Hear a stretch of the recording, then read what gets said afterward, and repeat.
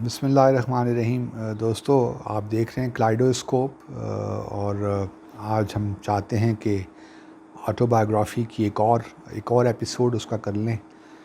ہم لنڈن میں پہنچ گئے تھے۔ 2003 سے میری پوسٹنگ جنیوا سے لنڈن ہوئی، اور تقریباً میں 5 سال وہاں پہ رہا۔ اور جس سے میں نے پہلے بتایا کہ ہماری ہائی کمشنر تھیں ڈاکٹر ملیہ لودھی، اور اس کے بعد پھر واجد شمس الحسن صاحب تشریف لے آئے۔ تو جب وہ آئے تو پھر میں تقریباً 1 یا 2 ماہ ان کے ساتھ رہا، اور پھر میں اگست میں پاکستان واپس آ گیا۔ 2000 یہ میں بات کر رہا ہوں 8 کی۔ لنڈن کی جو پوسٹنگ تھی ناظرین، ویسے تو بہت ہی اچھی اور بہت ہی پروفیشنلی بڑی ریوارڈنگ ہر حوالے سے، لیکن دو پرسنل واقعات ایسے ہوئے جس نے میری پوسٹنگ کو ایک لحاظ سے ایسا کہنا چاہیے کہ مشکل، اب جب پیچھے مڑ کے میں دیکھتا ہوں تو وہ چیزیں یاد آتی ہیں۔ ایک تو یہ تھا کہ اس پوسٹنگ کے دوران جو میرے بڑے بھائی تھے، عمر فاروق، سب سے بڑے بھائی ہمارے، ان کا انتقال ہو گیا۔ اور ہم رات کو سوئے ہوئے تھے، اور تقریباً رات کے کوئی 3-4 بجے فون بجا۔ تو جب آپ باہر ہوتے ہیں تو جب رات کسی ایسے پہر میں آپ کو فون آئے تو ویسے ہی دل دھڑکنا شروع ہو جاتا ہے کہ اللہ خیر کرے کہ گھر میں سب خیریت ہو۔ چونکہ خیال یہ تھا کہ جب فون آیا تو کچھ جو ہمارے خاندان میں، فیملی میں قریبی جو لوگ تھے، وہ چونکہ کچھ عرصے سے بیمار تھے، تو یہ ذہن میں خیال آیا کہ شاید اللہ تعالیٰ کو وہ پیارے ہو گئے، بلکہ اپنی والدہ کا بھی میرے ذہن میں آیا، خدا نہ خواستہ وہ رحلت فرما گئی ہیں۔ تو جب فون اٹھایا اور معلوم جو بھی دوسری سائڈ پہ تھے، تو جب انہوں نے ذکر کیا کہ اس طرح میرے بڑے بھائی کا انتقال ہو گیا، تو بہت ہی آپ جان سکتے ہیں کہ کیا، کیونکہ ان کی اس وقت جو عمر تھی تقریباً 53 سال تھی، 53۔ تو وہ پاؤں سے زمین نکل گئی۔ اور پھر گرمیوں کے دن تھے، تو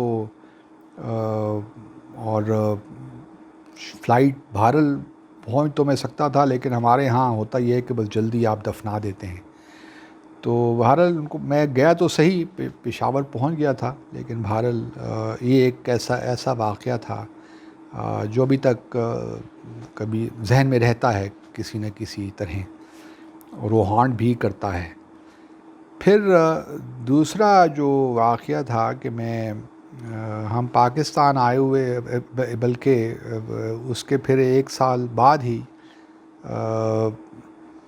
18 دسمبر 2007 میرا خیال ہے، پھر ایک اور اس طرح ہی فون آ گیا کہ، اور وہی حالات، والدہ صاحبہ کا انتقال بھی ہو گیا۔ وہ بڑے بھائی کا جو تھا، ان کی وفات، وہ اس کا دکھ نہیں برداشت کر سکیں، تو وہ بھی اللہ تعالیٰ کو پیاری ہو گئیں، تو اس کے لیے پھر ہمیں آنا پڑا۔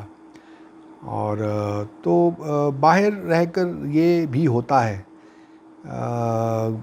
زندگی آسان لگتی ہے، اور لیکن یہ بہرحال زندگی اور موت تو ساتھ ساتھ ہی چلتے ہیں۔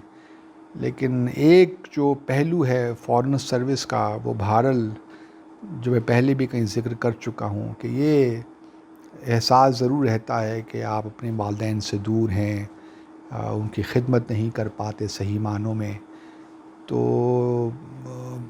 اب بندہ کرے بھی تو کیا کرے، بہرحال ذریعہ روزگار بھی چاہیے، ذریعہ معاش بھی چاہیے۔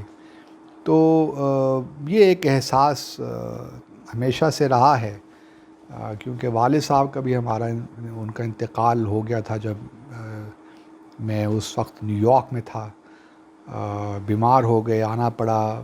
گو کہ 15-20 دن ہم موقع ملا، لیکن ایک جو ہے کمی سی رہ جاتی ہے کہ آپ صحیح معنوں میں اپنے والدین کو لک آفٹر نہیں کر سکتے۔ وہ لوگ بڑے خوش نصیب ہیں، میں سمجھتا ہوں، کہ جن کو یہ موقع ملا ہے کہ وہ اپنی والدین کی خدمت کریں، وہ ان کے ساتھ ہوں۔ تو میری آپ سب سے ان لوگوں سے یہی گزارش ہے اور استدعا ہے کہ اگر آپ کے والدین حیات ہیں تو ان کی آپ جتنی خدمت کر سکتے ہیں کیجیے، کیونکہ والدین جیسا جو رشتہ ہے وہ میں نہیں سمجھتا کہ اس کا مقابل کوئی اور ہو سکتا ہے۔ اور قرآن نے بھی ہمیں یہی تعلیم دی ہے، ہمارے دین نے، ہمارے پیارے نبی صلی اللہ علیہ وآلہ وسلم نے بھی ہمیں یہی بتایا ہے، اور والدین کی کسی بات پہ بھی اف تک نہ کرنے کا حکم ہے۔ تو کیونکہ جن لوگوں کو یہ موقع ملتا ہے وہ اپنی جنت بناتے ہیں، یہاں بھی ان کے لیے آسانیاں پیدا ہو جاتی ہیں، دنیا میں بھی اور آخرت میں بھی۔ اور یہ میں نے دیکھا ہے کہ جو لوگ اپنی والدین کی بے لوث خدمت کرتے ہیں اور ان کی خدمت میں اف تک نہیں کرتے، وہ دنیا میں بھی بہت کامیاب رہتے ہیں۔